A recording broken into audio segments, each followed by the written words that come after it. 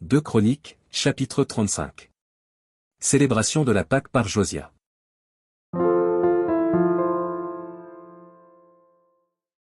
Josia célébra la Pâque en l'honneur de l'Éternel à Jérusalem, et l'on immola la Pâque le 14e jour du premier mois.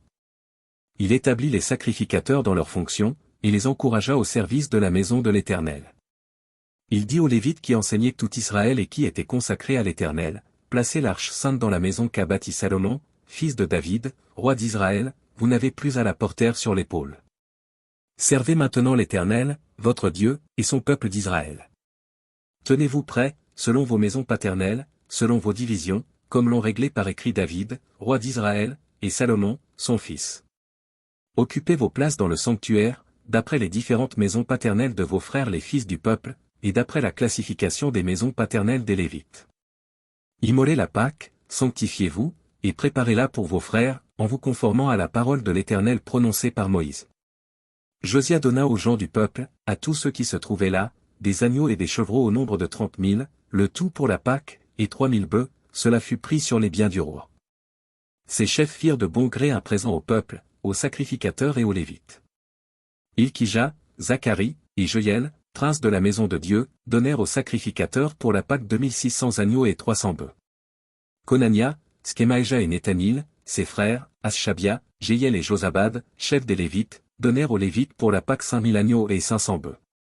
Le service s'organisa, et les sacrificateurs et les Lévites occupèrent leur place, selon leur division, d'après l'ordre du roi. Ils immolèrent la Pâque, les sacrificateurs répandirent le sang qu'ils recevaient de la main des Lévites, et les Lévites dépouillèrent les victimes. Ils mirent à part les holocaustes pour les donner aux différentes maisons paternelles des gens du peuple, afin qu'ils les offrissent à l'Éternel, comme il est écrit dans le livre de Moïse, et de même pour les bœufs.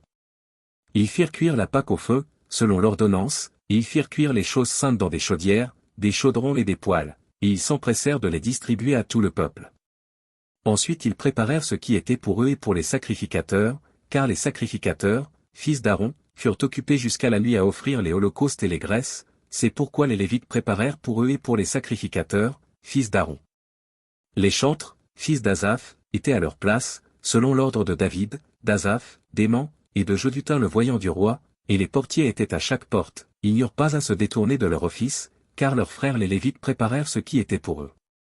Ainsi fut organisé ce jour-là tout le service de l'Éternel pour faire la Pâque et pour offrir des holocaustes sur l'autel de l'Éternel, d'après l'ordre du roi Josia. Les enfants d'Israël qui se trouvaient là célébrèrent la Pâque en ce temps et la fête des pains sans levain pendant 7 jours. Aucune Pâque pareille à celle-là n'avait été célébrée en Israël depuis les jours de Samuel le prophète, et aucun des rois d'Israël n'avait célébré une Pâque pareille à celle que célébrèrent Josia, les sacrificateurs et les Lévites, tout Juda et Israël qui s'y trouvaient, et les habitants de Jérusalem. Ce fut la 18e année du règne de Josia que cette Pâque fut célébrée.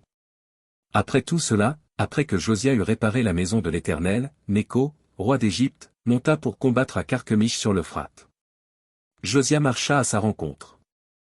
Et Nécho lui envoya des messagers pour dire, qu'y a-t-il entre moi et toi, roi de Juda? Ce n'est pas contre toi que je viens aujourd'hui, c'est contre une maison avec laquelle je suis en guerre. Et Dieu m'a dit de me hâter. Ne t'oppose pas à Dieu, qui est avec moi, de peur qu'il ne te détruise. Mais Josia ne se détourna point de lui, et il se déguisa pour l'attaquer, sans écouter les paroles de Nécho, qui venaient de la bouche de Dieu. Il s'avança pour combattre dans la vallée de Megiddo.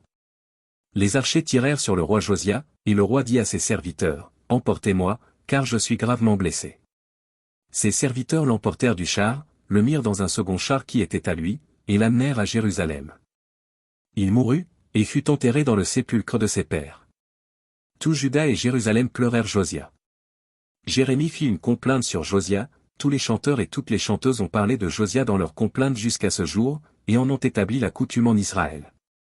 Ces chants sont écrits dans les complaintes. Le reste des actions de Josia, et ses œuvres de piété, telles que les prescrit la loi de l'Éternel. Ses premières et ses dernières actions, cela est écrit dans le livre des rois d'Israël et de Juda.